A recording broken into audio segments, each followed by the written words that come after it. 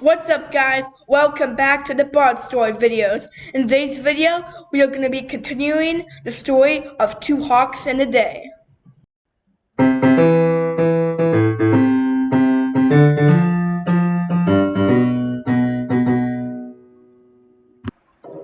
Getting back into the Bard Story video, all was silent. The chickadees were alarm calling, hiding from dear life, from the dangerous hawk. Everyone was in panic. All hope was lost. The hawk was here to bring terror.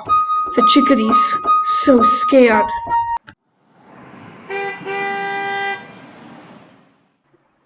All hope was restored. The neighbors saved the day and they didn't even know it.